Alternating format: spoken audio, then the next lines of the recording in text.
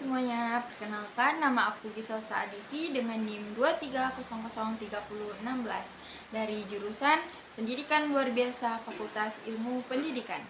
Baiklah, di sini saya akan menjelaskan terkait video pembelajaran atau video presentasi pendidikan Pancasila. Selamat menyaksikan. Baik, langsung saja masuk ke materi pertama pada bab 1, yaitu terkait dengan urgensi pendidikan Pancasila bagi mahasiswa ataupun generasi muda. Urgensi pendidikan Pancasila bagi generasi muda. Pendidikan Pancasila memiliki urgensi yang tinggi bagi mahasiswa dan generasi muda dalam konteks yang kekinian. Beberapa alasannya adalah: yang pertama, pembentukan karakter bangsa. Pendidikan Pancasila berperan sebagai fundamental dalam membangun karakter bangsa yang berlandaskan nilai-nilai luhur seperti moralitas, integritas, dan wawasan kebangsaan. Hal ini sangat penting untuk melahirkan generasi muda yang memiliki kecakapan moral dan intelektual, serta siap menjadi pemimpin bangsa yang amanah dan berintegritas. Yang kedua yaitu penguatan nasionalisme dan semangat kebangsaan.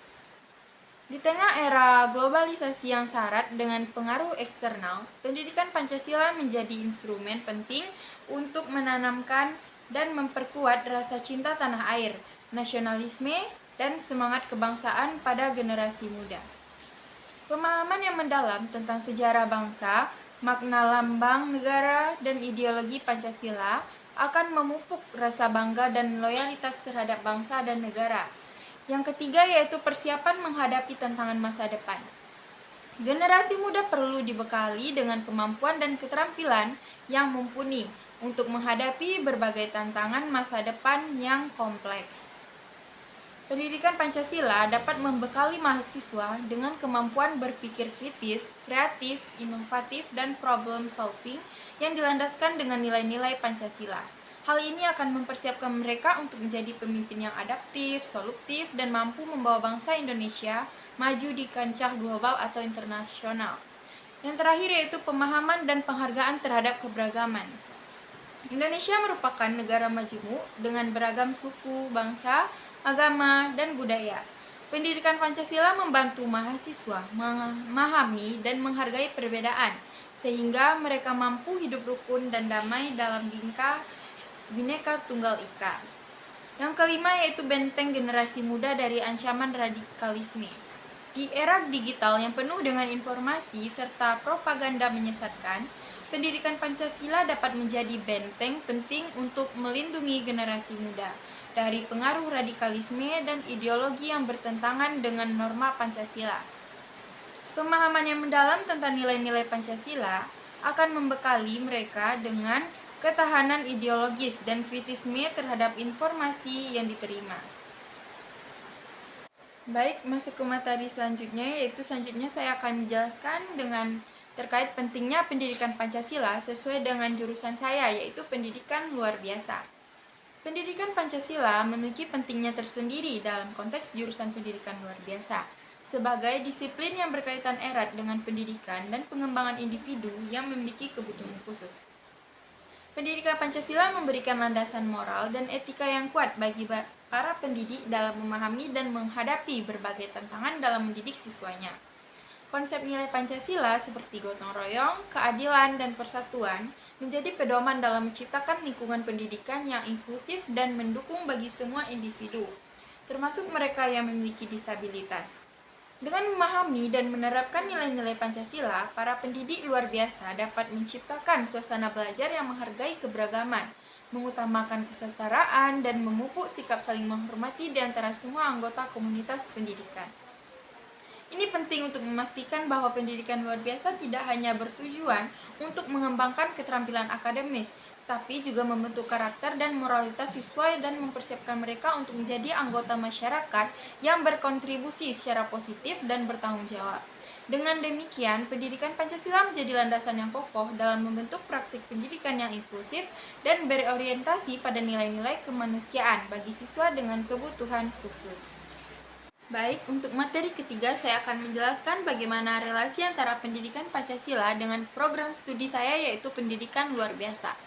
Pendidikan Pancasila memiliki relasi yang erat dengan program studi pendidikan luar biasa, sebagai disiplin ilmu yang menekankan pada nilai-nilai moral, etika, dan kesetaraan.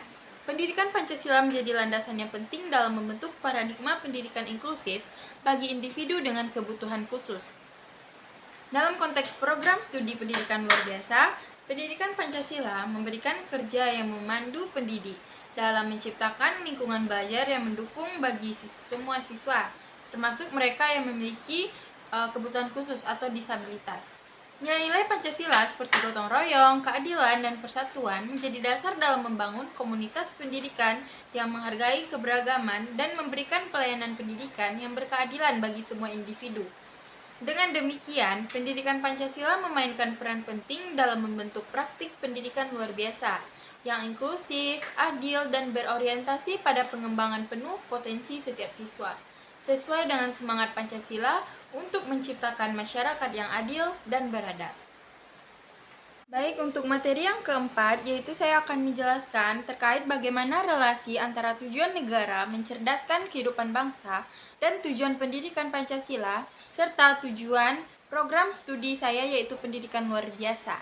Tujuan negara mencerdaskan kehidupan bangsa yang termaktub dalam pembukaan Undang-Undang Dasar 1945 memiliki keterkaitan yang erat dengan tujuan pendidikan Pancasila dan tujuan program studi pendidikan luar biasa. Tujuan negara tersebut menegaskan pentingnya pendidikan dalam mengembangkan potensi setiap warga negara untuk mencapai kesejahteraan dan kemajuan bersama. Sementara itu, pendidikan Pancasila bertujuan untuk membentuk karakter dan moralitas yang berlandaskan nilai-nilai Pancasila seperti gotong royong, keadilan, dan persatuan, sehingga menciptakan masyarakat yang adil dan beradab. Selaras dengan itu, tujuan program studi pendidikan luar biasa adalah memberikan pendidikan yang inklusif dan merata bagi individu dengan kebutuhan khusus, sehingga mereka dapat mengembangkan potensi maksimal mereka dan menjadi bagian yang aktif dalam masyarakat. Dengan demikian, relasi antara ketiga tujuan tersebut terletak pada upaya bersama untuk menciptakan lingkungan pendidikan yang mendukung, inklusif, dan berorientasi pada nilai-nilai kemanusiaan, yang mana pada akhirnya akan membantu mencerdaskan kehidupan bangsa secara menyeluruh. Baik, untuk materi selanjutnya atau materi terakhir dari bab 1, saya akan menemukan sosok-sosok yang layak untuk disebut sebagai tokoh pejabat ataupun penggiat anti korupsi seperti KPK, polisi, jaksa, LSM, dan sebagainya, serta tokoh pencinta lingkungan, tokoh pejuang integrasi bangsa dalam era globalisasi, tokoh penggiat moral atau karakter bangsa, tokoh penggiat anti narkoba, tokoh penegak hukum yang adil, dan tokoh anti terorisme. Berikut adalah beberapa sosok yang layak disebut dalam masing-masing kategori. Yang pertama yaitu tokoh pejabat atau penggiat anti korupsi. Yang pertama, Abraham Samad, mantan Ketua Komisi Pemberantasan Korupsi atau KPK yang dikenal karena ketegasan dan dedikasinya dalam memerangi korupsi di Indonesia. Yang kedua ada Laude Muhammad Syarif, yaitu Jaksa Agung Indonesia yang aktif dalam upaya pemberantasan korupsi dan penegakan hukum. Untuk yang kedua yaitu tokoh pecinta lingkungan. Untuk tokoh pertama yaitu ada MH Ainun Nadjib atau Cak Nun, yaitu seorang sastrawan dan tokoh agama Indonesia yang aktif dalam advokasi perlindungan lingkungan hidup dan keberlanjutan. Yang kedua ada Nadia Hutagalung, model, aktivis lingkungan, dan penyiar televisi yang berperan dalam kampanye perlindungan lingkungan di Asia Tenggara. Untuk selanjutnya tokoh pejuang integrasi bangsa dalam era globalisasi ada Dino Patijalal, yaitu mantan duta besar Indonesia untuk Amerika Serikat yang mempromosikan diplomasi budaya dan integrasi bangsa dalam konteks globalisasi. Yang kedua ada Yeni Wahid, aktivis dan pendiri The Wahid Institute yang berkomitmen untuk memperjuangkan toleransi dan kerukunan antar agama di Indonesia dan di dunia. Selanjutnya tokoh penggiat moral atau karakter bangsa ada Komarudin Hidayat, yaitu seorang intelektual Islam Indonesia yang aktif dalam memperjuangkan moralitas dan karakter bangsa melalui pendekatan keagamaan dan kebudayaan. Yang kedua ada Anies Baswedan, seorang gubernur DKI Jakarta yang sering menekankan pentingnya karakter dan nilai-nilai moral dalam pembangunan masyarakat. Selanjutnya tokoh penggiat anti narkoba. Yang pertama ada Adhia Sadau, yaitu Kepala Badan Narkotika Nasional atau BNN Indonesia yang terlibat dalam upaya pencegahan dan penindakan peredaran narkoba di Indonesia. Yang kedua, Maria Ulfa Ansor, seorang aktivis dan pendiri Yayasan Anak Bangsa BISA yang berfokus pada rehabilitasi dan pencegahan penyalahgunaan narkoba. Selanjutnya, tokoh penegak hukum yang adil. Yang pertama ada Sri Mulyani Indrawati, Menteri Keuangan Indonesia yang dikenal karena integritasnya dalam menegakkan keadilan dan profesionalitas di sektor keuangan. Yang kedua ada Yasona Lawli, Menteri Hukum dan HAM Indonesia yang aktif dalam reformasi hukum dan penegakan hukum yang adil di Indonesia. Selanjutnya tokoh anti terorisme. Yang pertama ada Ansyad Mbai, seorang mantan Kepala Badan Nasional Penanggulangan Terorisme atau BNPT Indonesia yang berperan dalam upaya pencegahan serta penanggulangan dari terorisme di Indonesia. Tokoh selanjutnya ada Detachment 88, yaitu Satuan Khusus Anti Terorisme Polri yang terlibat dalam operasi penanggulangan terorisme serta penegakan hukum di Indonesia. Dan saya akan menjelaskan pokok-pokok materi yang disampaikan oleh keempat tokoh tersebut. Berikut adalah intisari yang saya dapatkan dari pidato-pidato tokoh tersebut dalam sidang pertama BPUPKI. Yang pertama ada Muhammad Yamin. Pidatonya menekankan pada pentingnya persatuan dan kesatuan bangsa Indonesia dalam menghadapi kolonialisme. Ia juga menggarisbawahi pentingnya menjaga keutuhan wilayah Indonesia. Yang kedua, pidato oleh Ki Bagus Hadikusumo. Fokusnya adalah tentang keberagaman budaya dan agama di Indonesia, serta perlunya menghargai dan memelihara keberagaman tersebut dalam menciptakan negara yang kuat dan bersatu. Yang ketiga, Insinyur Soekarno. Pidato dari Insinyur Soekarno membahas tentang konsep negara Indonesia yang merdeka, bersatu, dan berdaulat. Ia juga menyoroti urgensi pembentukan negara yang adil dan makmur bagi seluruh rakyat di Indonesia. Yang keempat yaitu Supomo. Ia mendiskusikan prinsip-prinsip dasar dalam pembentukan konstitusi Indonesia, termasuk prinsip-prinsip demokrasi, supremasi hukum, dan hak asasi manusia.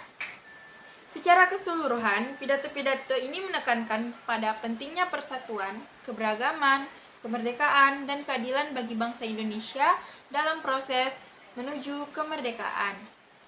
Baik, untuk materi kedua dari bab kedua ini, saya akan menjelaskan tentang Pancasila sebagai identitas bangsa Indonesia, sebagai kepribadian bangsa Indonesia, dan sebagai pandangan hidup bangsa Indonesia, serta jiwa bangsa Indonesia dan perjanjian luhur bangsa Indonesia.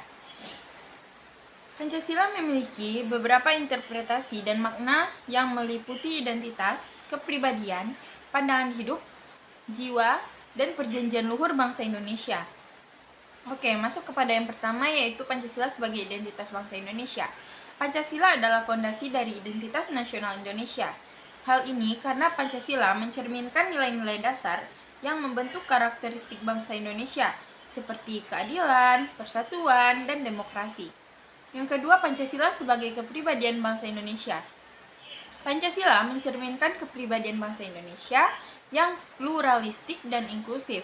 Nilai-nilai seperti gotong royong, toleransi, dan kebinekaan tercermin dalam Pancasila, yang menjadi bagian dari integral kehidupan masyarakat di Indonesia. Selanjutnya yaitu Pancasila sebagai pandangan hidup bangsa. Pancasila juga menjadi landasan pandangan hidup bangsa Indonesia. Nilai-nilai seperti ketuhanan yang Maha Esa, kemanusiaan yang adil dan beradab, persatuan, kerakyatan, dan keadilan sosial tercermin dalam pandangan hidup dan perilaku masyarakat Indonesia. Yang keempat yaitu Pancasila sebagai jiwa bangsa Indonesia. Pancasila membentuk jiwa atau semangat bangsa Indonesia dalam memperjuangkan kemerdekaan, keadilan, dan kemajuan. Nilai-nilai dalam Pancasila ini dapat mengilhami rasa nasionalisme dan semangat patriotisme di kalangan masyarakat Indonesia. Yang kelima yaitu Pancasila sebagai perjanjian luhur, yaitu Pancasila sebagai perjanjian luhur bangsa Indonesia.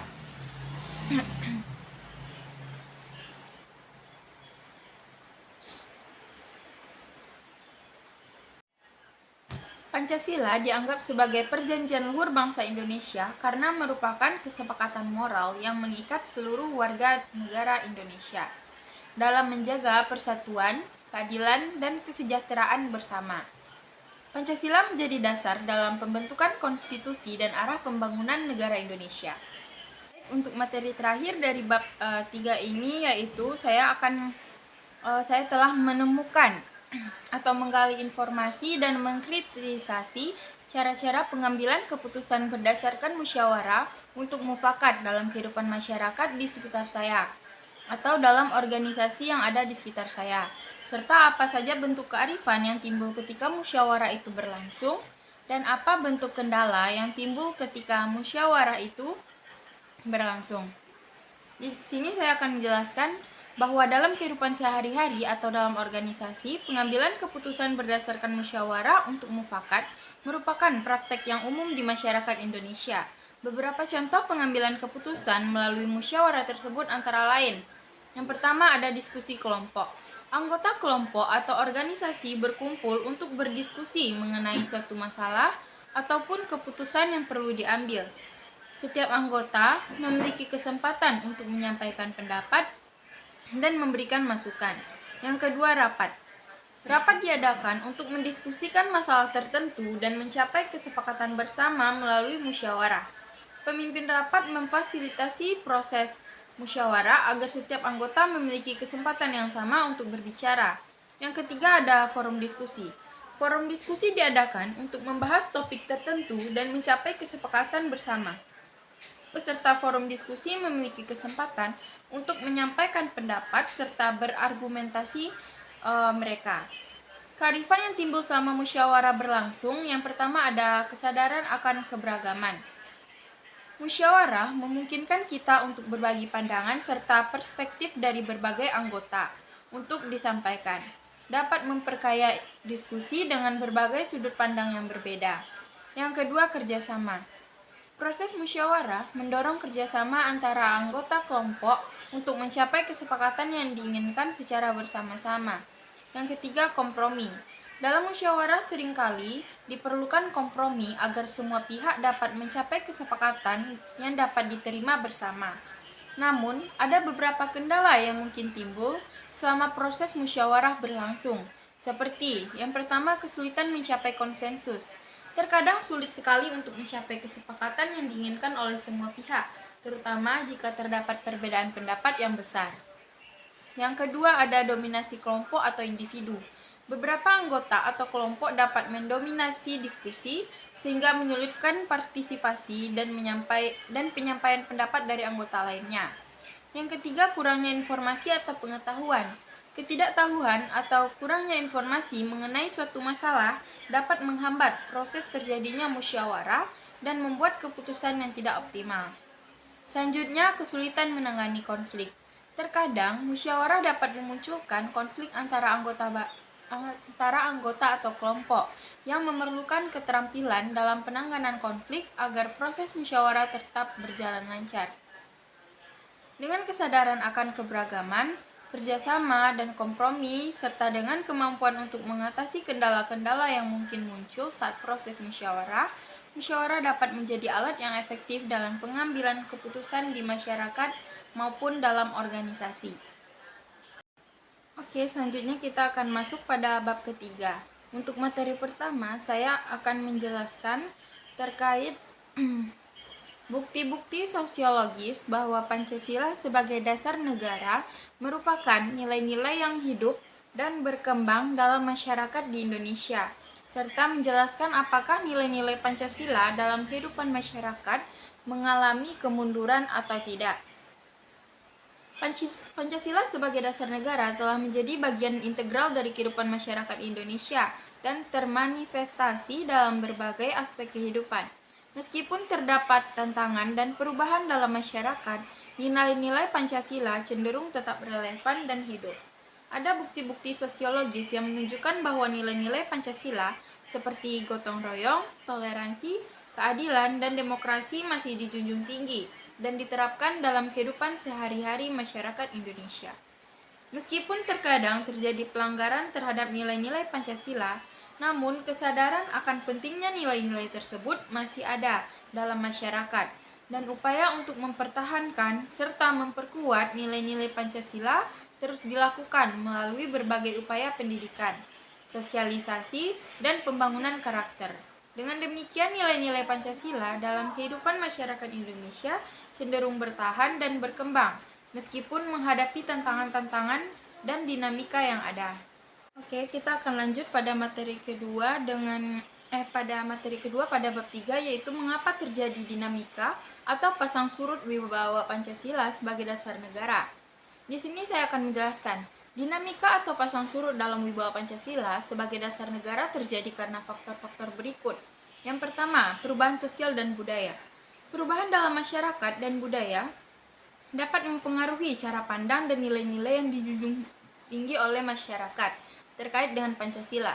Yang kedua, perubahan politik dan kepemimpinan. Ketidakstabilan dalam politik dan perubahan kepemimpinan dapat mempengaruhi penekanan dan penegakan nilai-nilai Pancasila dalam kebijakan dan praktik pemerintahan. Yang ketiga, krisis identitas dan nilai. Terkadang, krisis identitas dan nilai di masyarakat dapat menyebabkan terjadinya penurunan dalam pengakuan terhadap Pancasila sebagai dasar negara. Yang keempat yaitu pergeseran prioritas. Adanya perubahan prioritas dalam kebijakan dan pembangunan nasional dapat menggeser fokus pada penguatan nilai-nilai Pancasila. Yang kelima, konflik ideologi. Ketegangan ideologis dan perbedaan pandangan politik dapat memperlemah legitimasi dan implementasi Pancasila sebagai dasar negara. Yang terakhir yaitu korupsi dan ketidakadilan. Keberadaan korupsi dan ketidakadilan dalam sistem dapat merusak kepercayaan masyarakat terhadap prinsip-prinsip Pancasila. Dengan demikian, dinamika atau pasang surut dalam wibawa Pancasila sebagai dasar negara seringkali dipengaruhi oleh faktor-faktor sosial, politik, budaya, dan ekonomi yang kompleks dan beragam. Oke, langsung saja masuk ke materi terakhir pada bab ketiga, yaitu saya akan menjelaskan berbagai tantangan globalisasi yang bertentangan dengan nilai-nilai Pancasila, sekaligus solusi untuk mengatasi dampak negatif dari globalisasi. Tantangan globalisasi yang bertentangan dengan nilai-nilai Pancasila meliputi yang pertama, individualisme berlebihan. Globalisasi cenderung mendorong individualisme yang berlebihan, bertentangan dengan nilai gotong royong dalam Pancasila. Yang kedua, kesenjangan sosial ekonomi. Globalisasi dapat meningkatkan kesenjangan sosial ekonomi yang bertentangan dengan nilai-nilai keadilan sosial dalam Pancasila. Yang ketiga, degradasi budaya lokal. Pengaruh globalisasi dapat mengancam keberlangsungan budaya lokal yang berlawanan dengan nilai kebinekaan dalam Pancasila. Selanjutnya, solusi yang dapat dilakukan untuk mengatasi dampak negatif globalisasi dan menjaga konsistensi dengan nilai-nilai Pancasila meliputi yang pertama, penguatan pendidikan nilai. Memperkuat pendidikan nilai Pancasila di sekolah-sekolah dan masyarakat untuk meningkatkan kesadaran akan pentingnya nilai-nilai tersebut. Yang kedua, pemberdayaan ekonomi masyarakat. Memberdayakan masyarakat terutama yang rentan terhadap dampak globalisasi melalui program-program ekonomi eksklusif dan pembangunan berkelanjutan. Yang ketiga, pemantapan regulasi. Membuat dan menegakkan regulasi yang mendukung perlindungan budaya lokal, pemerataan ekonomi, dan keadilan sosial. Yang keempat, penguatan solidaritas dan toleransi. Mendorong solidaritas dan toleransi antar masyarakat dalam menghadapi tantangan globalisasi untuk memperkuat nilai-nilai Pancasila.